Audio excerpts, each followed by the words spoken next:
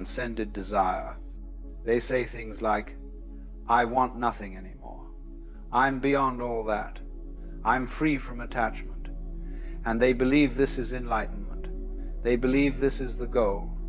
But I want to suggest to you that this state, this condition of wanting nothing, can be one of the most dangerous traps on the spiritual path. Now, before you misunderstand me, let me be very clear about what I'm saying. I'm not defending greed. I'm not advocating for endless craving or the desperate pursuit of more, more, more. That's obviously a form of suffering, and the Buddha was absolutely right about that. What I'm talking about is something far more subtle.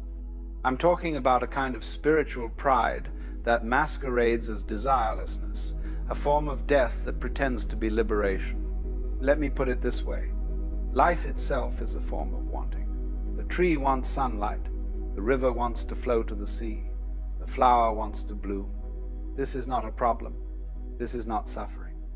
This is the very nature of existence expressing itself. And when a human being says, I want nothing anymore, what they're really saying, whether they know it or not, is I want to be dead. Because wanting, desiring, moving towards something, this is what it means to be alive. The confusion arises because we've misunderstood what the great spiritual teachers were actually talking about when they spoke about desire. The Buddha didn't say that all desire is suffering. He said that tanha, which is usually translated as craving or grasping or clinging, is suffering. But there's a world of difference between wanting something and clinging to it, between desire and desperation, between moving toward life and trying to possess it. Think about it this way. When you're hungry, you want food. This is natural, this is healthy, this is life functioning as it should. But if you become so obsessed with food that you can't enjoy anything else, if you hoard it, if you're constantly anxious about whether you'll have enough, then you've crossed over from natural desire into neurotic craving. The problem isn't the wanting. The problem is the clutching, the grasping, the fear. And what I see happening to many people on the spiritual path is that they've thrown out the baby with the bathwater. They've decided that because neurotic craving causes suffering, all wanting must be eliminated. And so they cultivate a kind of flatness, a deadness, a refusal to engage with life's natural rhythms of desire and fulfillment. And they call this peace. But it's not peace, it's suppression. It's a living death. You can see this in certain spiritual communities. There's a kind of competition to see who can be the most detached, the most indifferent, the most beyond it all. People speak in these hushed, careful tones about how nothing really matters, how they're not attached to outcomes, how they want nothing. And if you look closely at their faces, you'll often see not serenity, but a kind of dullness, a flatness, a lack of vitality. They've mistaken numbness for equanimity. This is what I call spiritual anesthesia. It's a way of dealing with the pain of life by refusing to feel anything at all. And it's particularly seductive to intelligent, sensitive people who've been hurt by their desires, who've experienced the suffering that comes from wanting things they couldn't have, from losing things they loved, from the general disappointment of being human. They think, well, if desire causes pain, I'll just stop desiring. Problem solved. But here's what they don't realize. When you stop wanting, you also stop appreciating. You stop enjoying. You stop being curious. You stop creating. You stop loving. Because love is a form of wanting, a desire for connection, for union, for the well-being of another. When you truly want nothing, you become like a stone, and stones don't suffer, that's true, but they also don't laugh, they don't dance, they don't make love, they don't write poetry, they don't do anything at all. Now, let me make a distinction here, because this is crucial. There's a difference between what I'm calling wanting nothing and what we might call being content with what is. Being content with what is doesn't mean you have no desires. It means you're not at war with the present moment. It means you can want something, move towards something, while simultaneously being okay if you don't get it. You're playing the game of life fully, but you're not so identified with winning that losing would destroy you. This is what real non-attachment looks like. It's not the absence of desire. It's desire without desperation. It's wanting without needing. It's preference without demand. You can prefer chocolate ice cream to vanilla. You can want to take a walk in the sunshine. You can desire a meaningful conversation with a friend. And none of this is attachment in the neurotic sense. It only becomes neurotic when you start saying, I must have this, or I cannot be happy. I must avoid that, or I will be destroyed. The truly free person isn't someone who wants nothing. The truly free person is someone who can want anything without being enslaved by that wanting. They can pursue goals without being devastated by failure. They can love deeply without being destroyed by loss. They can enjoy pleasures without being dependent on them. They're fully engaged with life, fully passionate, fully alive, but they're not clinging. They're dancing, not grasping. Let me give you a practical example. Imagine two people who both want to create something, let's say write a book. The first person is attached to the outcome. They think, this book must be a bestseller or I'm a failure. I must be recognized or my life is meaningless. This person is in a state of suffering even while they're writing because they're constantly anxious about the outcome. And if the book fails, they're devastated. The second person also wants to write the book. They pour their heart into it. They care deeply about doing it well, but they're not identified with the outcome. They think, I'm going to do the best I can, and then I'll let it go into the world and see what happens. This person enjoys the process of writing. They're engaged, they're passionate, they have strong desires about what they want to create, but they're not clinging to a particular result. And if the book fails, they're disappointed, sure, but they're not destroyed. They can simply write another one. Can you see the difference? Both people have desires. Both people want something, but one is trapped by their wanting and the other is freed by it. The difference isn't in the presence or absence of desire. It's in the relationship to desire, the way they hold it. And this brings me to another danger of wanting nothing. When you cultivate a state of desirelessness, when you train yourself to want nothing, you often become passive. You stop participating in life. You become a spectator rather than a player. And while there's certainly value in being able to watch life without always needing to control it, if you only watch, if you never participate, you're missing the whole point. Life wants to express itself through you. The universe wants to experience itself through your particular form, your particular perspective. And that expression requires desire. It requires wanting. The artist wants to create.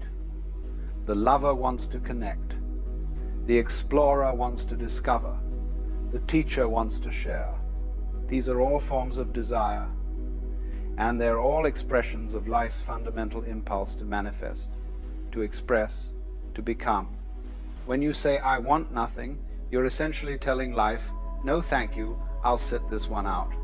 And while there may be moments when sitting it out is appropriate, when rest and stillness are needed, if that becomes your permanent state, you've stopped being a conduit for life's creative energy. You've become a blockage rather than a channel. When you cultivate a state of desirelessness, when you train yourself to want nothing, you often become passive. You stop participating in life. You become a spectator rather than a player. And while there's certainly value in being able to watch life without always needing to control it, if you only watch, if you never participate, you're missing the whole point. Life wants to express itself through you. The universe wants to experience itself through your particular form, your particular perspective. And that expression requires desire. It requires wanting. The artist wants to create. The lover wants to connect. The explorer wants to discover. The teacher wants to share. These are all forms of desire, and they're all expressions of life's fundamental impulse to manifest, to express, to become. When you say, I want nothing, you're essentially telling life, no thank you, I'll sit this one out. And while there may be moments when sitting it out is appropriate, when rest and stillness are needed, if that becomes your permanent state, you've stopped being a conduit for life's creative energy.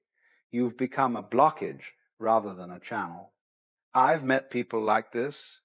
They've been meditating for years, reading spiritual books, attending retreats, and they're very calm, very centered, very peaceful in a certain way.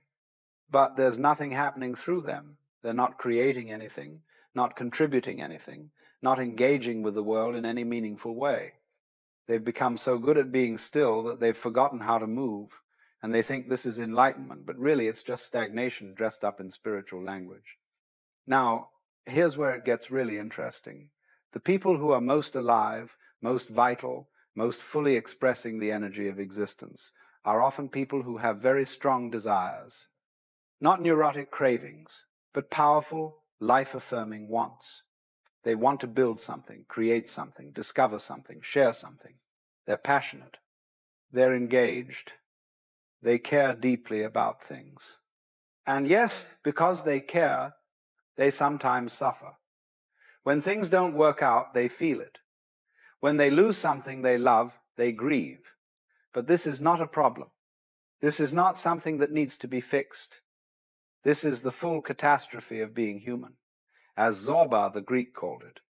And it's far richer, far more interesting, far more alive than the alternative of feeling nothing at all. You see, the goal isn't to not feel. The goal is to feel everything and not be destroyed by it. The goal is to want things and not be enslaved by those wants. The goal is to care deeply and still be free. This is the real meaning of non-attachment. Not detachment, not indifference, not wanting nothing, but wanting everything while clinging to nothing. Let me tell you about another danger of wanting nothing. It's very subtle, but very important. When you cultivate a state of desirelessness, you often lose your discrimination, your ability to make distinctions about what's valuable and what isn't. Because the moment you say something is valuable, you're expressing a preference, a desire for that thing over something else.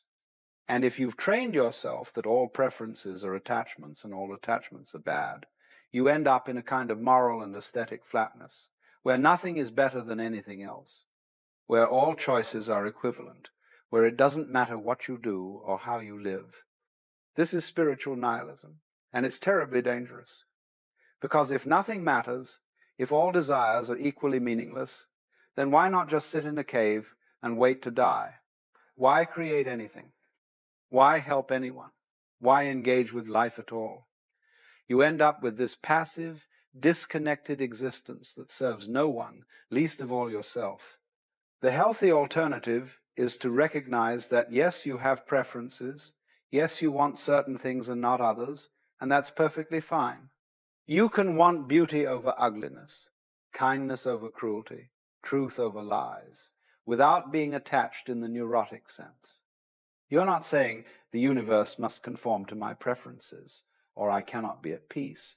You're just saying, given a choice, I move toward what I find valuable, what I find meaningful, what brings more life and less death into the world. This is what it means to have values, to have ethics, to have aesthetics. And all of these things require wanting. They require caring about some things more than others. And that's not a spiritual failing. That's what it means to be a conscious, engaged human being. Here's another aspect of this that's worth exploring. When people say they want nothing anymore, what they often mean is that they've given up on their dreams. They've been disappointed too many times, hurt too many times. So they've decided that the safest thing to do is stop wanting. But this isn't spiritual attainment. This is resignation. This is defeat disguised as transcendence. Real spiritual maturity isn't about giving up on your dreams. It's about having dreams without being imprisoned by them. It's about trying and failing and trying again without letting the failure define you.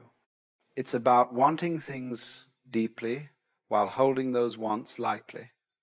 It's about being passionate about life while simultaneously being okay with however life unfolds. This is a much more difficult path than simply shutting down your desires. It requires you to stay open, stay vulnerable, stay engaged even when you've been hurt. It requires you to keep wanting, keep dreaming, keep reaching out toward life, even when life has disappointed you. But this is the path of aliveness, the path of genuine freedom. Let me also address something that often gets confused in spiritual circles. There's a difference between wanting nothing and needing nothing. Needing nothing is actually a very mature state. It means you're not dependent on external circumstances for your basic well-being. You're not addicted to pleasure or terrified of pain. You're fundamentally okay regardless of what's happening. But wanting nothing is different. It's a kind of death of the spirit. Because as long as you're alive, there will be wants. Your body wants food and water and rest. Your mind wants stimulation and challenge.